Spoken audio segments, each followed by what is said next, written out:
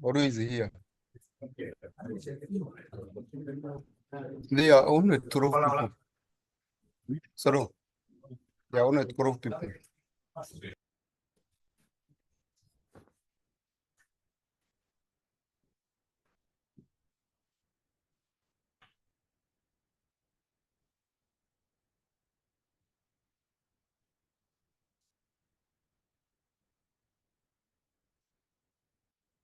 And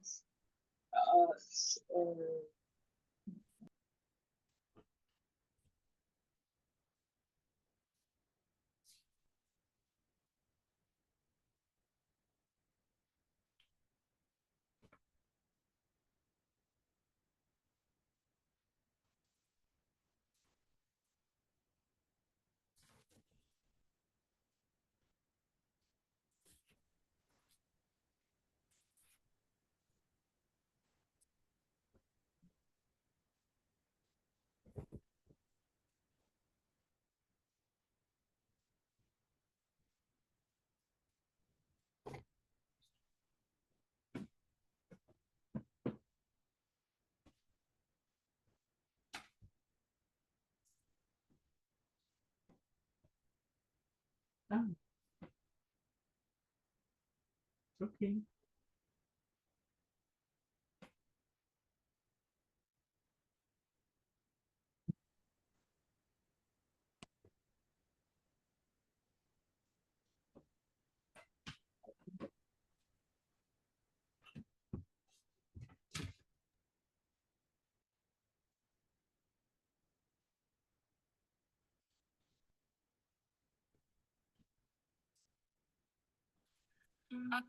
I think we can get started. Let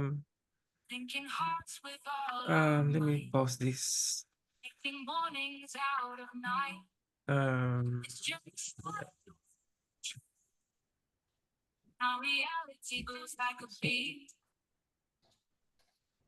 Thank you. I just made up the that music, and that is not my voice. That is just the AI technology. I used to do that, and it sounds good, right? Yeah, thank you guys for showing up today. We have a special guest today, and just before that, before Dr. Shigo introduce our special guest today, I will do the normal routine, kind of. Let me just share the whole screen because it's so we all know, we are familiar with these slides.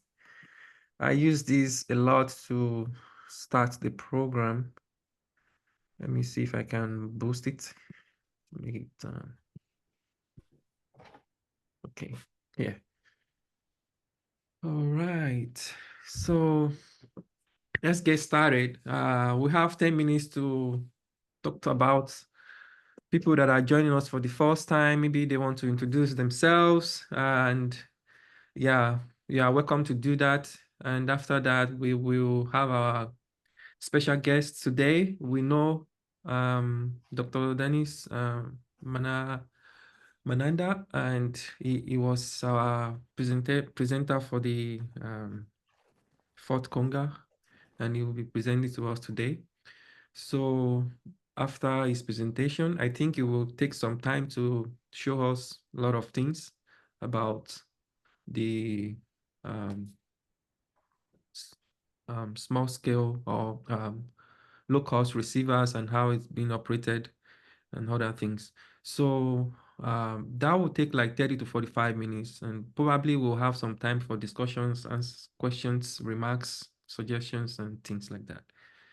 Yeah, so we know this meeting is mostly important because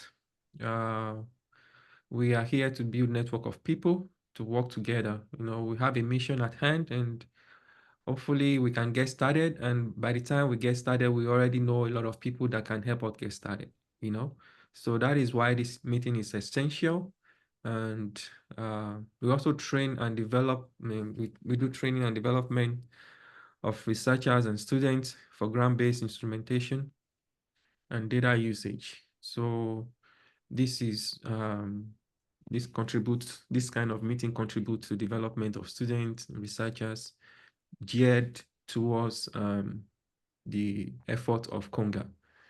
And we also know that here we want to encourage distribution of data, access to all the data that scientists, researchers, professors, and students can make use in their work. You know, that is the essence of having these instruments, so that they can be used scientifically to gain more knowledge and help the society to understand better what we are talking about.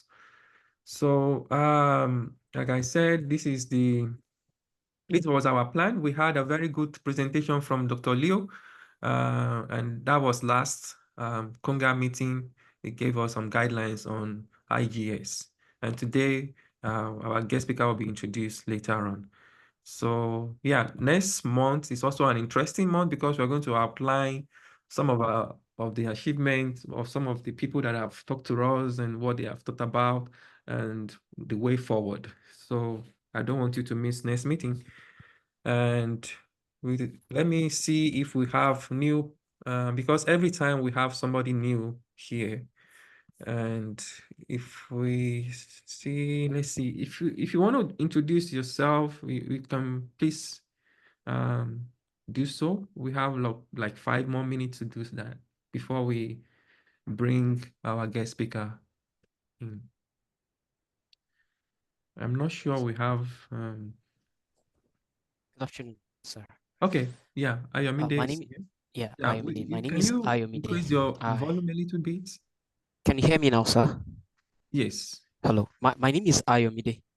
I'm originally from Nigeria, but I'm currently training for my doctoral program at the Technical University of Berlin. I'm focused on space and ground-based geodetic techniques. Currently, I'm focused on looking at hemispheric irregularities. Okay. So I'm happy to be part of the low-cost GNSS. Yeah, that is fantastic. We are so glad that you are here, and please feel welcome and feel free to participate in this program. Thank you, sir.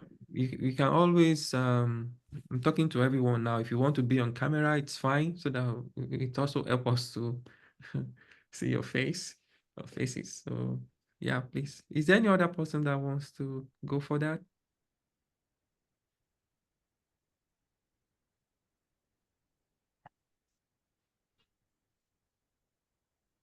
I'm not sure. I have seen Dr. Valence.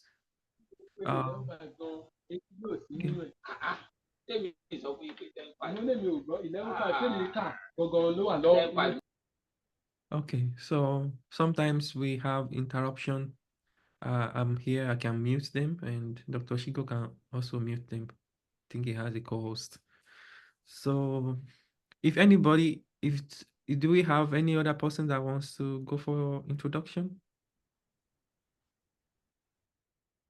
All right. Okay. Dr. Shigo, do you want to introduce our guest today?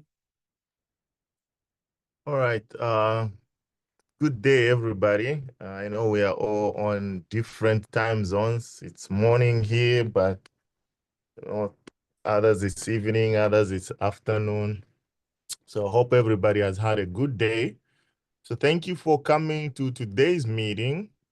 And today we have our speaker, who is Dr. Denish Manandhar. And he's from, oh, wow, he's currently an associate professor at the University of Tokyo in Japan. For those of you that have been here longer, you probably recognize that earlier in the year, around March, he was also our guest speaker on the 4th CONGA meeting series. So today he's going to be giving us a talk on how to access GNSS data from various types of receivers in real time through the Networked Transport of RTCM via Internet Protocol. So this is a utility for high accuracy positioning in terms of the GNSS signal attenuation and space weather data analysis. So I'll hand over to him, and then he'll be able to maybe properly introduce himself. So Dr. Denish, over to you. Thank you very much. So let me put my, okay, I suppose you can see me now. So, Yes. okay. And let me share my presentation.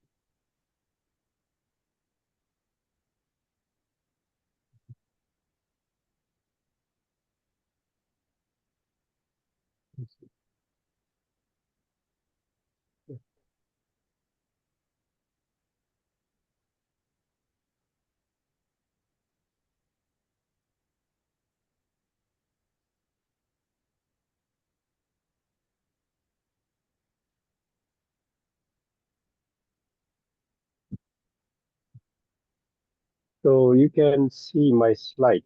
Is this okay now? Yes, Can you we see? see your slides. Okay. That's good. Okay. So thank you for giving me the time slot to explain how you can access the data or the receiver at the University of Tokyo. And I have set up different type of receiver to do different type of data analysis, and you can access them in real time if you want. And this is the intention of how to do this. Okay? So, by the way, I don't know whether you went through my slides. I suppose that some of you might have gone through these slides, which I sent you earlier. I mean, quite long time. But it may be a little bit difficult to understand how to really access the data if you are not used to the RTTL software or NTRIP. And these are the receivers that we have. So on the rooftop, we have different type of antenna. Actually, the data is coming from this antenna. I think this one. And we have this antenna, and then we have a splitter in the room. And this is 8-port signal splitter. So I can connect 8 different types of receivers, and it's now full. All the receivers were connected, different types. And you can see here, this is Trimble, very high-end receiver, and the Septentrio Polar RX5 receiver. And then we have low-cost receiver, F9P U-Blocks, Espresence, and this is also Sony. And this is U-Blocks. This is the Mosaic, is Septentrio, and this is special receiver, but unfortunately, this is not working at the moment. But anyway, we have many different types of low-cost and high-end receivers connected to this. And all these receivers are streaming their data. And most of the time, sometimes it doesn't work due to some problems in the computer or network and so on. But most of the time, it's available. And some of them are directly connected to the NTRIP, or some receivers like a Neta9 or Polaris5, they have an internal NTRIP server or caster inside this. So they are also set there. But anyway, all the data go through our NTRIP caster server here. So you can access this one, but you need to know how to do it. Okay. And these are the receivers that we have. You can see Trimble and signal splitter here. And all these are low cost F9P or F9P D9C for the E6 signal, very special Madoka, the QGS, Japanese satellite correction data for high accuracy. And this is Expressense, very small receiver from Sony. And this is September Polar RX5. This is Astra, very special, but it's not working at the moment. But anyway, there are so many, but this is a little bit old picture. The new one is I have more receivers here. And there are 3 computers logging the data all the time and streaming them to the NTRIP server. So this is how our setup looks like. Okay? And you can access the data coming to what all some of these receivers directly from your computer. And also, I have made this slide was not given last time. It very newly updated because I have a new receiver here. It's just a release, not commercially released yet. It's not available in the market, but I mean the evaluation version. So I have a very new version of this before the release. We are still checking it, and this is a very low cost and very good receiver. So maybe you can buy it maybe after 6 months like that in the market. That will be a very nice one as well. And it's quite good as well, L1, L5, and lots of raw data. It outputs different type of raw data, and it's maybe comparatively as good as other receiver. Like F9P and the Sony will be more or less comparable. And we are still checking the data quality here, how it looks like. Okay? So this is still under evaluation, but I found it quite good. But we need to know whether this is also useful for TEC computation or not. So these two, we have been doing a lot of studies here, a lot of data collection and analysis, and we found that it's quite good as well. But this one we have yet to explore. Now, this is the general process to do the data access. Like first, you need to have some software. And the best one is to use the RTCleap software. I recommend this one. Of course, if you just want to access the data, you can use any NTRIP software available on the internet. But I recommend to use RTCleap software. I suppose that some of you are already using RTCleap. But if not, so please use the RTCleap. It's very nice. And you can do RTK, you can do PPP, and you can do lots of data conversion. This is extremely useful software, but it's a little bit difficult to understand as well, because it has so many functions and so many small, these type of icons. Sometimes it's difficult to identify. So, but once you get used to it's quite useful. So you have to install RTCleap software, and then you get this type of menu. And if you click this icon or this image, you get this STR SVR program or function. And this is the one to access the remote server or remote receiver, either through NTRIP or TCP/IP, or if you have a receiver connected to your computer, you can also upload to the NTRIP server. So you can do either way. You can receive or you can transmit, and that's very useful. For example, if you have a receiver at your site and if you want to broadcast the data in real time to someone, and then you can do it. Or if you have a receiver in the field that's connected to some computer or other device, and you want to access your receiver in the field remotely, so this software is very, very useful. So this is what I'm going to explain today. So I will explain based on this RTCleap software and how to use the NTRIP function to remotely access the data, and how to save the data, or how to do the real-time processing. You can do RTK, you can do PPP, or you can do other type of things, or just you can do the monitoring or the plot. Many things you can do it. But the minimum is you need to install the software first and use one of these icons to do what you want to do. And then you should know how to set up the NTRIP parameters or how to set up the file names and so on. So this is a flow. So install the software, then select the function and set up the NTRIP. And then either you just save the data for the post-processing, or you can do the real-time processing as well. And then you get some more. So the necessary software, you need to have RTCL. And the RTCL can be downloaded from two sites. One is the main page, the developer page for the developer. And there's another website, RTCL Explorer. And this is a other person who has developed based on the original RTCL. I found this one is a little bit better because there is a continuous maintenance and debugs done, updated. So this one is more stable. So I recommend to download from this site. And so this is the original one, RTCL. The Tomoji Takasu, he is the guy from Japan who developed RTCL. And we frequently meet each other and discuss about RTCL. And the other one is the RTCL demo 5.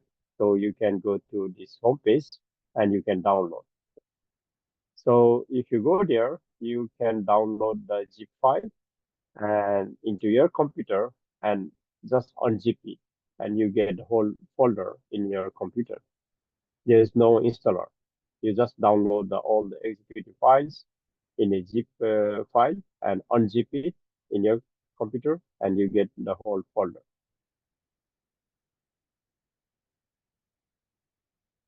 And once you download and unzip, you get, for example, RTCL or RTCL demo, depending upon from where you download.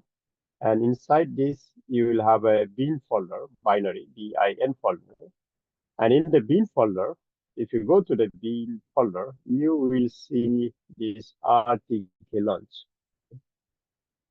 So you will see this RTCL launch application file. So this is the main file. And if you double click this, you get the icon. I will show you later. So this is the main file, RTCL launch. You have to select, you have to double click this and you will get the file. In some cases, you may get a message that you don't have a necessary DLL file or something. It's very rare, but some computers, you may get it. In that case, you just check that error message, which DLL file is missing, and you just copy and paste that missing file name in the internet, search for that, and install that one. You should do it. But normally, it doesn't ask. But very rarely, it may happen. So anyway, so you need to download RTCL and go to the bin folder, unzip, and go to the bin folder, and then use the RTCL launch. So once you launch RTCL launch, you will get this type of GUI, user interface, and there are so many buttons here. Okay? So this is the one that you have to use for the NTRIP remote access. And this is called the string server, string server, STR, SVR. So this is the one. If you click this one, so I made this, the manual very clearly, and you just follow the numbers here. 1 means you select this one, okay? And then 2 means you select here, pull down menu, and then you select NTRIP client, and then you get these type of options. And then you have to press this button to select the options. And this will show you the NTRIP caster, interface to enter the NTRIP caster information. Then you have to give the IP address, port number, mount point, user ID, and the password. So these are the information you have to give. So once you give all these information, then press OK. Okay? And then it will return back to this one. So this is the input stream, means you are going to access the remote server, NTRIP server, NTRIP client, and this is input to your computer. So you are getting the data from a remote server. And that server is getting the data from the receiver. Now, the next one is, what do you want to do after you get the data? Do you want to save to your file? Or do you want to send it to somewhere? Or do you want to do both? You want to save and you also want to send it somewhere. You can do anything now. So number one, select this one. You get this menu. Then you select the input type. In this case, to access the remote computer, I mean the new remote server or receiver, select the NTRIP client. And here, pull down menu, NTRIP client, and then press this very small button option. You get the NTRIP input interface and input everything. I will give you this IP address and the user ID later. And then after you finish all these input, then you have to set up for the output. Let me put my details.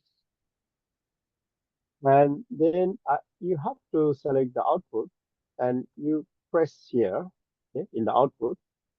So press here, and then you get the different options for the output, how you want your output, whether you want as a file, you access the remote data and you save to your file in the computer, then you select file. And then how you want to name the file, you press this button option. This is the OPT option 7, and then you have to enter the file name.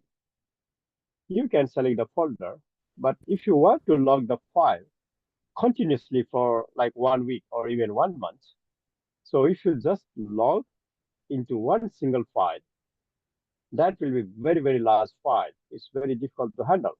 So you need to break the file into small pieces, like every 1 hour, every 6 hours, or every 24 hours. And you can do that automatically. So it will break the file into small pieces, and it will automatically give the file name. And you can define how you want your file names. Okay? First, you select your folder where you want, and then you give this type of file name structure, %y, %mm, percentage, I have put WM, actually it's only 1M, okay?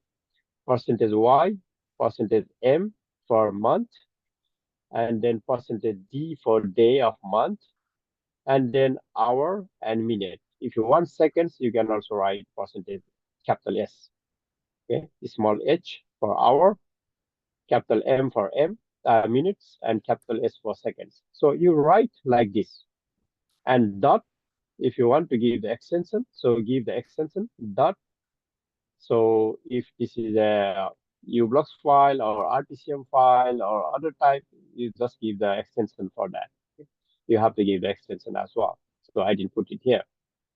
And then if you want to break the file into one file for every 24 hours or every 1 hour or every 6 hours, you can select this pull down and put the figure here, number here.